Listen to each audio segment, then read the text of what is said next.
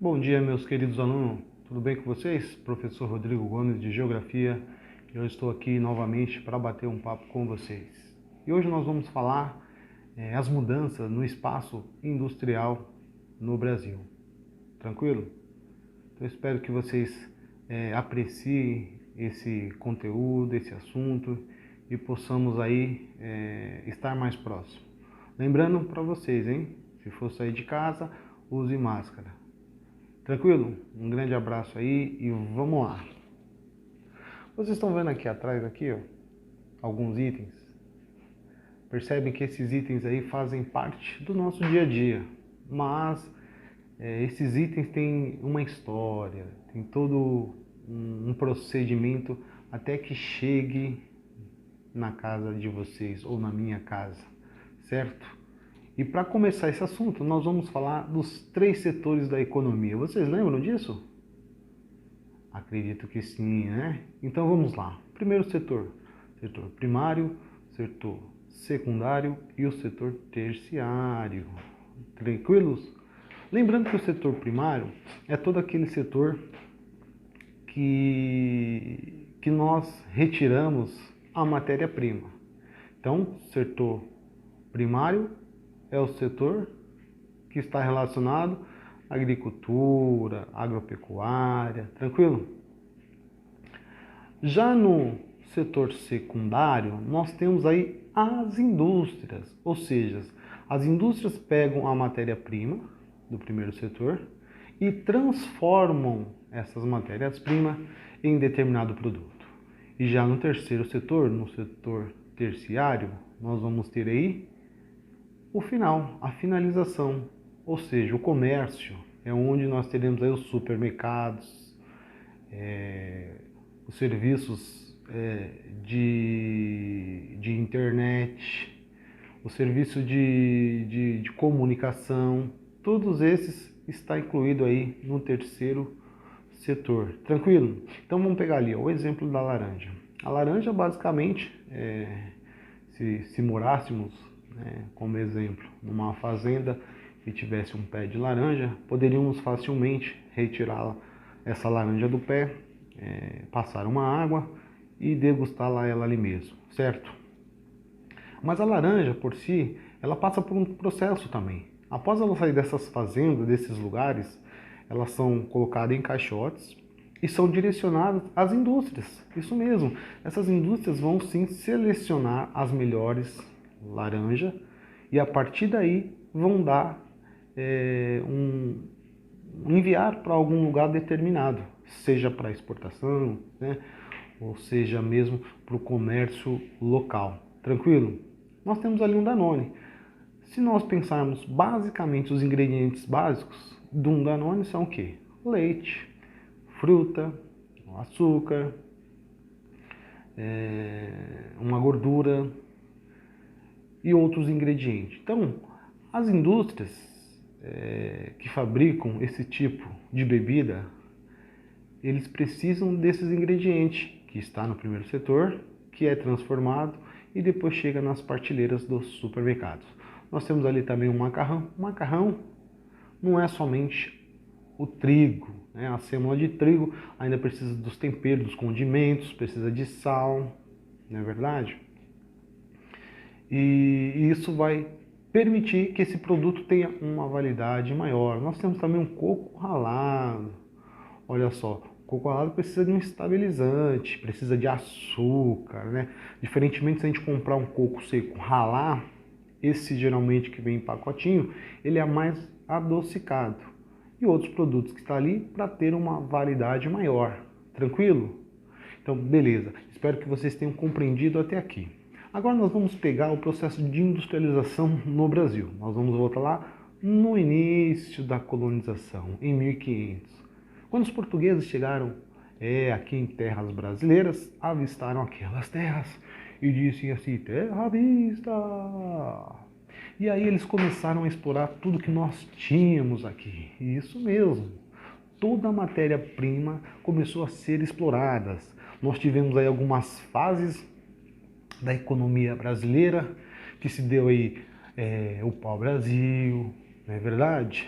O período do ouro, não é verdade? O período do algodão, o período da cana-de-açúcar, o período do café. Então são produtos que, de certa forma, manteram a economia do Brasil lá em cima, certo?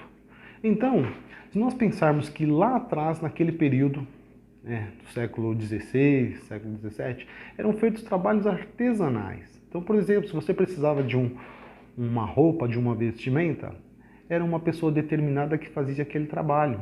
Mas com essa revolução tecnológica, e aí nós vamos entrar na primeira, segunda e terceira revolução, alguns conceitos no mundo, de forma geral, vai começar a mudar.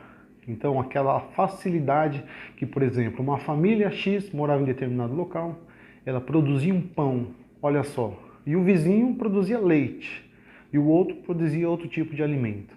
Era feita uma troca ali, ou se você comercializava ou vendia, era feito de forma básica, simples, não de forma como é feito hoje. Porque hoje, por exemplo, se você vai comprar um pão de forma no supermercado, esse pão, até chegar ali, passou por todo um processo. Ele foi feito em grande escala, numa indústria que precisou de várias matérias-primas para poder produzir e assim enviar para a casa dos consumidores. Tranquilo?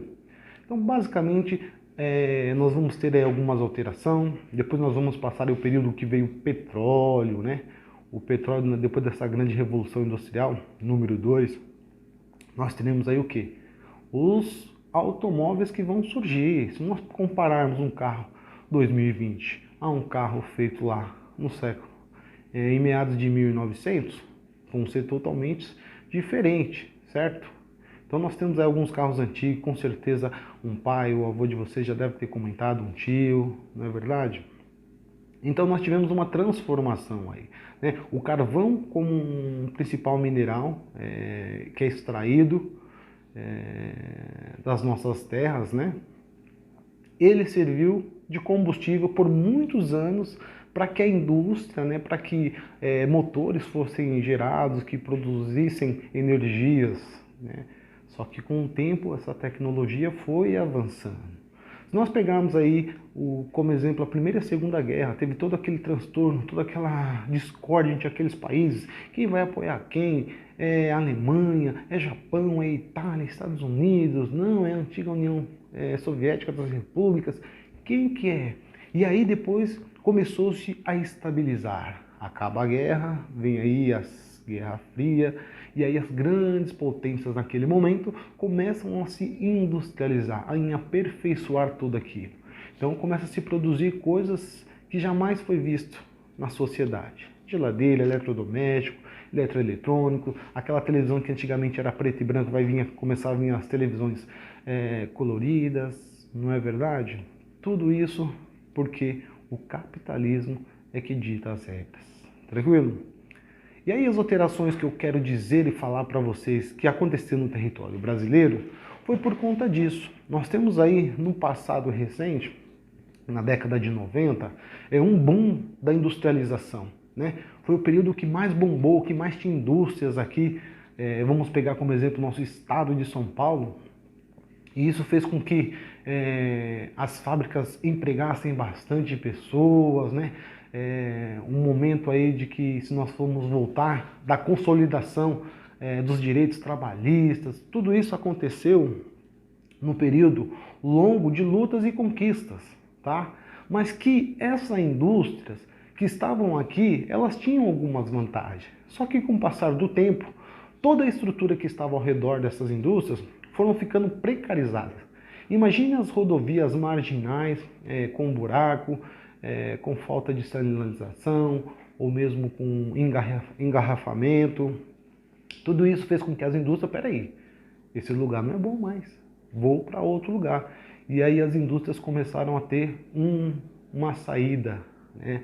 E São Paulo perdeu muita indústria, muitas indústrias se fecharam, algumas devido à concorrência acabaram fechando, falindo, mas outras mudaram para outros lugares, porque esses lugares fornecem uma isenção de imposto e ali ela pode se valer dessa situação para ter um maior lucro.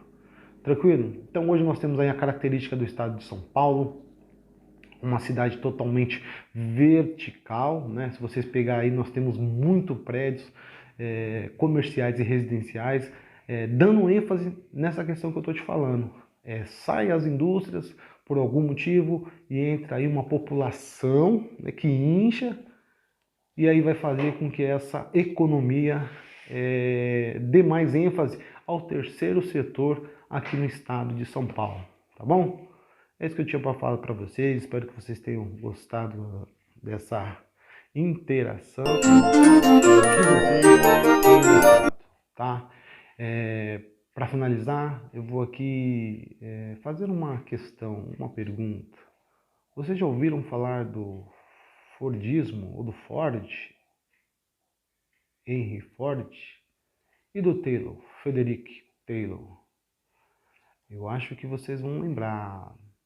Então, para a perguntinha que eu vou colocar aí já já no nosso questionário, vou falar sobre essas duas figuras que contribuíram bastante para a dinâmica, para a mudança, né, desse processo industrial. Tranquilo? Porque aí nós vamos lembrar lá atrás o artesanal e chegar até os dias de hoje, que muito é feito em grande escala. Tranquilo? Grande abraço para vocês, obrigado e ficam na paz. Tchau, tchau, tchau.